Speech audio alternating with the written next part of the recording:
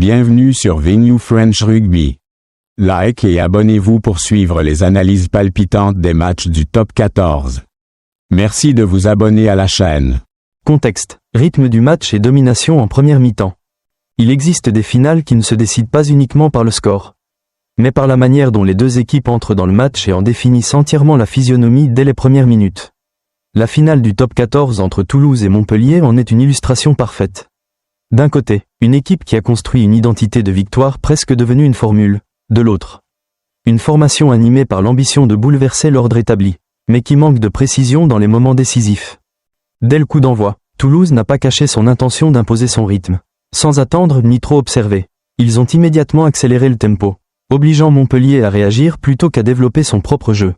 Dans les matchs de très haut niveau, quelques minutes suffisent parfois à influencer l'état d'esprit des deux équipes, et ce match ne fait pas exception. L'ouverture du score est venue comme une conséquence logique de leur organisation et de la vitesse d'exécution. Toulouse a montré qu'il est non seulement fort individuellement, mais aussi redoutablement efficace dans les transitions. Une combinaison rapide dans l'axe, la connexion entre les cadres de la ligne arrière et une lecture parfaite des espaces ont permis de punir l'adversaire très tôt. Encaisser rapidement en finale augmente immédiatement la pression psychologique, surtout pour une équipe comme Montpellier, encore en quête d'expérience dans ce type de contexte. Montpellier n'a cependant pas sombré immédiatement. L'équipe a tenté de garder sa structure et de contrôler le ballon pour ralentir le rythme. Mais chaque incursion dans les 22 mètres de Toulouse se heurtait à un manque de précision dans la dernière action, passes imprécises, mauvais choix offensifs, et incapacité à concrétiser la pression en points. De son côté, Toulouse a affiché le sang-froid d'une équipe habituée aux grands rendez-vous. Sans nécessairement dominer la possession en permanence, ils ont su transformer chaque opportunité en menace réelle, notamment grâce à leur capacité à exploiter les erreurs adverses. Un moment important de la première mi-temps a été la blessure de joueurs de Montpellier, liée à des commotions, obligeant des changements. Cela a perturbé à la fois la stratégie et la stabilité mentale de l'équipe. Malgré tout, Montpellier a eu quelques réactions positives, notamment sur pénalité, maintenant un espoir fragile. Mais leur problème principal restait l'incapacité à maintenir un niveau constant pendant 40 minutes. À l'inverse, Toulouse a continué à contrôler intelligemment le match, accélérant uniquement aux moments opportuns. Leur gestion du tempo donnait l'impression qu'ils ne jouaient pas seulement pour marquer, mais pour diriger entièrement la finale. À la pause, l'écart reflétait clairement la différence entre les deux équipes. Toulouse contrôlait l'espace, le rythme et surtout les émotions du match. Montpellier, lui, rentrait au vestiaire avec plus de questions que de réponses. Deuxième mi-temps en retour, aura jeté lutte psychologique. Au début de la seconde période, la finale n'a plus suivi une trajectoire à sens unique. Si la première mi-temps avait été marquée par le contrôle froid de Toulouse, la seconde a raconté une autre histoire, celle du retour de Montpellier et des variations dues à la tactique et aux conditions météo. Montpellier a montré immédiatement qu'il ne comptait pas abandonner. Les ajustements de la pause ont permis d'augmenter l'intensité des duels et de perturber la défense disciplinée de Toulouse.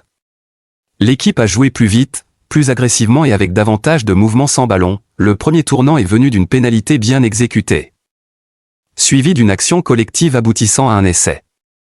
Ce moment a eu un impact psychologique majeur, relançant totalement le match. Montpellier a alors gagné en confiance, mettant davantage de pression et forçant Toulouse à reculer. Cependant, alors que leur dynamique montait, un nouvel élément est intervenu, la météo. Une forte pluie accompagnée d'orage a interrompu le match. Cette interruption a eu un impact majeur sur le rythme et la concentration des deux équipes. Toulouse voulait conserver sa maîtrise, tandis que Montpellier risquait de perdre son élan. À la reprise, Montpellier a rapidement montré qu'il restait dangereux, en exploitant un espace dans la défense toulousaine pour marquer à nouveau et réduire l'écart. Mais l'ancien problème est réapparu, un manque de précision dans les moments clés, avec des décisions précipitées et des ballons perdus. Toulouse, de son côté, est resté fidèle à son expérience. Pas de panique, pas de précipitation, une gestion calme, structurée et opportuniste. La fin de match a été marquée par une forte tension mentale. Montpellier a pris plus de risques, mais aussi plus d'erreurs. Toulouse, lui, s'est rapproché de la victoire en jouant de manière plus pragmatique. Maîtrise des finales, signification de la victoire était leçon. En regardant l'ensemble du match, ce qui ressort n'est pas seulement le score final, mais la différence de construction entre les deux équipes. Toulouse confirme son statut d'équipe stable au plus haut niveau, tandis que Montpellier incarne une équipe ambitieuse mais encore incomplète dans les moments décisifs. La victoire de Toulouse n'est pas une domination totale, mais une maîtrise intelligente du tempo et du risque. Ils savent quand accélérer, quand ralentir, et surtout comment éviter les erreurs dans les moments critiques. Montpellier, lui, a montré un grand courage et une forte volonté. Mais l'inconstance dans les décisions finales a coûté cher. À ce niveau, une seule erreur peut faire la différence entre un titre et une deuxième place. L'expérience de haut niveau a également été déterminante. Toulouse s'est gagné sans jouer parfaitement, grâce à une discipline collective et une gestion du stress supérieure. Plus largement, ce match confirme que la différence au plus haut niveau ne réside pas uniquement dans le talent, mais dans la capacité à rester constant et à limiter les erreurs. Pour les supporters, cette finale rappelle que le sport de haut niveau n'est pas seulement émotion, mais aussi stratégie, patience et maîtrise mentale. Pour Montpellier, c'est une base de progression. Pour Toulouse, une confirmation de leur statut de référence. Le point important à souligner est que ce match n'a pas été influencé par un seul moment de chance, mais s'est construit à partir d'une succession de choix des deux équipes tout au long de la rencontre. Toulouse a montré qu'il n'était pas nécessaire de contrôler totalement le match pour prendre l'avantage, l'essentiel résidait plutôt dans la capacité à rester lucide à chaque phase, à savoir quand accélérer, quand ralentir le rythme, et surtout à conserver une structure de jeu stable même lorsque la rencontre devenait tendue ou hachée. C'est précisément cette stabilité qui leur a permis de résister au moment où Montpellier a exercé sa plus forte pression. En face, Montpellier a offert une image empreinte d'effort et d'émotion. Leur état d'esprit combatif n'a jamais fait défaut, et ils ont même réussi par moments à exercer une pression suffisante pour déstabiliser le système adverse. Cependant, la différence s'est jouée sur leur incapacité à maintenir une précision constante dans les situations décisives.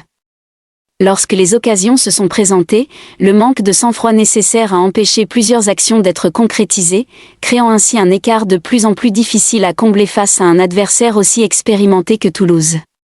Le match est ainsi devenu une illustration claire de la valeur de la stabilité dans le sport de haut niveau. À ce niveau, la technique ou la condition physique ne crée plus des écarts déterminants, ce sont la gestion des émotions, la réduction des erreurs et la capacité à rester efficace sous pression qui font la différence. Toulouse a su répondre à ces exigences non pas par une perfection absolue, mais en étant constamment capable de ramener le match dans une dynamique favorable dès qu'il commençait à leur échapper. À l'inverse, Montpellier peut quitter le terrain avec de nombreux regrets, mais cette rencontre met également en lumière leur potentiel de progression. Les phases où ils ont joué de manière proactive, exercé un pressing intense et créé des occasions nettes prouvent que l'écart de niveau n'est pas insurmontable. Le véritable enjeu réside dans la capacité à transformer ces moments positifs en une continuité stable sur l'ensemble du match, un objectif qui ne peut être atteint qu'avec l'expérience, le travail de perfectionnement et une meilleure prise de décision sous pression. Au coup de sifflet final, Toulouse n'a pas seulement remporté un match, mais a affirmé le statut d'une équipe qui comprend parfaitement comment gagner dans les contextes les plus difficiles. Ce n'est pas une victoire née d'un éclat passager, mais le résultat d'une maturité construite dans le temps, où chaque décision est prise avec lucidité dans les conditions de pression maximale. Pour Montpellier, cette défaite ne doit pas être considérée comme une fin, mais comme une étape de transition.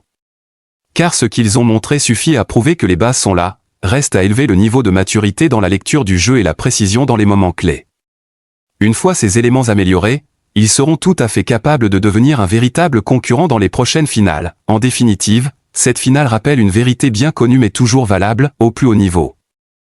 La victoire ne revient pas seulement à l'équipe la meilleure sur quelques instants, mais à celle qui sait rester lucide et efficace plus longtemps que son adversaire. Et c'est précisément cette frontière, fine mais décisive, qui sépare le champion du vice-champion. Merci à tous d'avoir suivi Venue French Rugby. Si vous aimez, n'hésitez pas à liker, partager et vous abonner pour nous soutenir. À bientôt pour les prochaines analyses du Top 14. Au revoir et merci.